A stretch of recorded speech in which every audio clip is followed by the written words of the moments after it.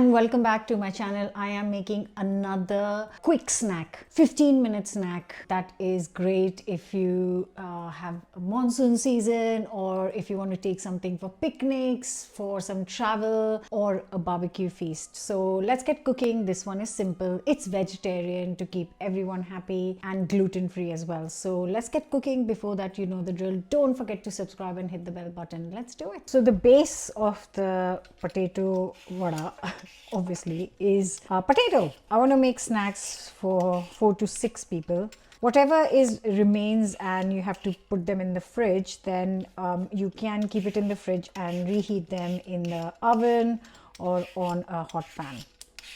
I want this to be ready in no time, so I'm chopping it into small pieces and then boiling them, because it only takes 4 to 5 minutes once it comes to a boil.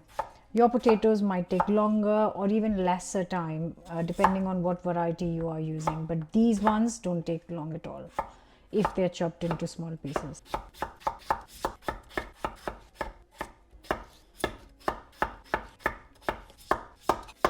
And I usually just put them in tap water, cold water, and then bring it to a boil, and then 4 to 5 minutes, like I said, until it's nice and soft and cooked.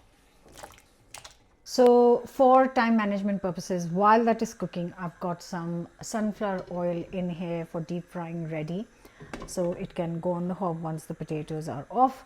And in this pan, I'm just going to dry roast some peanuts. So just a hot pan and 100 grams of peanuts. I always use peanuts with the skin on. I know a lot of people prefer it without it. It's just fiber and it just tastes nicer, and there is no reason for me to take the skin off. So I usually use them with the skin.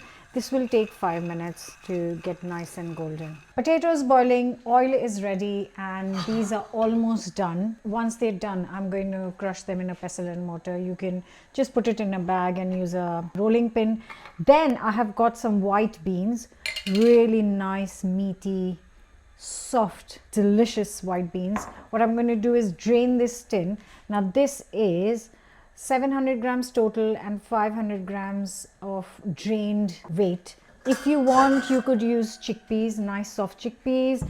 You could use other red beans like red kidney beans. Basically, I'm telling you options in case you don't have the white beans. I'm just using white beans because I have white beans. So use whatever you have at home. And then just crush it to not a fine powder, but yeah, to small tiny pieces. You don't have to have a pestle and mortar for this. Like I said, you can put it in a Ziploc, crush it up, put it on the surface, and then roll it with a rolling pin. There are many ways to crush peanuts. So this is quite ground, but at the same time it's got little clumps because you want a little bite, but at the same time you don't want it all crunchy. So it's a good mix of powder and a little crunch, a good half and half. So that's done, and I can tell you, I can hear my potatoes have been boiling. So I'm going to drain these out and move on to the next step. You can make this with just the potatoes, but I like to add a bit of kind of protein or something in it. Drained beans. I haven't rinsed them because they're really nice and creamy. So I've just drained them and mash it up.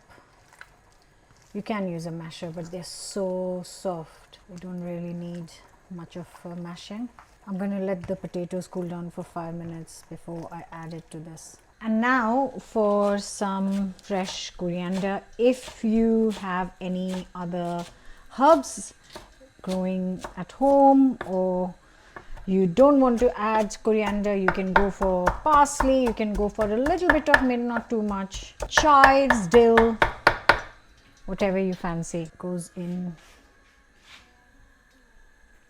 Adding half a teaspoon of chili powder. You can add more if you want. I'm going to add half a teaspoon of salt, and then 1 teaspoon of chaat masala goes in. Now you've noticed I haven't added the boiled potatoes yet. So what I'm going to do is give it a mix. I want less potatoes, more beans. So if you want the ratio to be different, you can change it according to your taste. They are hot, smoking. So I'm going to add half first and see. It's quite a lot of mixture. I realized that my tin jar of beans was quite massive. So guys, this has turned out to be way too much. So I'm not going to use all of it today. So what I'm going to do is just use half of it today, and then I can use this for the next 3 to 4 days. So I can make fresh ones when I need them, but today I only need half the mixture. And because the quantity is so much, I'm just going to add another 1/4 teaspoon of salt and mix, and then you add a bit of corn flour. So 2 to 3 tablespoons of corn flour goes in, and this is going to prevent it from bursting in the oil. So like I said, 3 tablespoons of corn flour. Final mix, and then I think the oil is almost ready as well. And to check if the oil is ready, first you can add a tiny piece of the mixture just to check. Oh yes, it's ready. You can shape them however you want. I want small, kind of snack size. I'm going to make a few before I add them.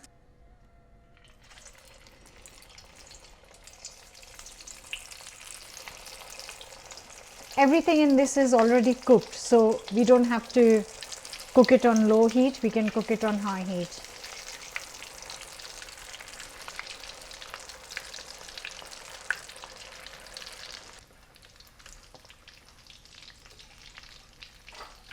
So just 3 to 4 minutes in total, and they look fantastic. I've always said this, that I have some coriander mint chutney in my fridge, and I'm not lying. I've just found a little box from the fridge, nice and chilled. I have shared 2-3 types of variations of this recipe on my channel, so if you want to look for it, just search in my channel coriander chutney, you'll get a few. They are also in every single book of mine. There is a different coriander chutney. That's how much I love coriander chutney. Once you've made this will last in the fridge for a good 5-6 days. It's just that as it gets older, it changes to darker green color. Anyways, I'm going to get some of it out for today's vadas. I know some people don't like the glare of this sunshine, but you've got to make the most when it's out. And guys, these are ready. I've rolled the rest out, and I've got the other mixture going in the fridge for later in the week. I always recommend that you try and fry one of these first. In case they burst open, you can add more corn flour to bind them. So it's a good idea to try them once. Just going to put the next round in. Like I said earlier, they taste great piping hot, but they also taste incredible at room temperature. This is calling my name.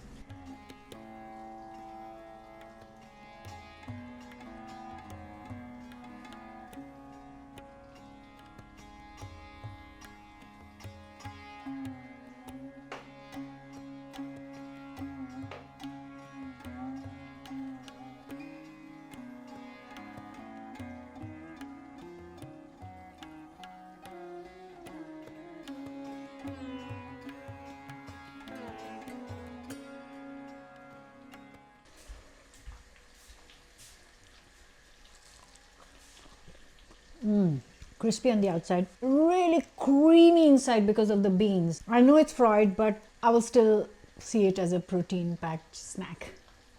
Like I said, serve it with any dipping of your choice. This combination is great. Like, share, comment, subscribe, and I'll see you back here for another new recipe. Bye for now.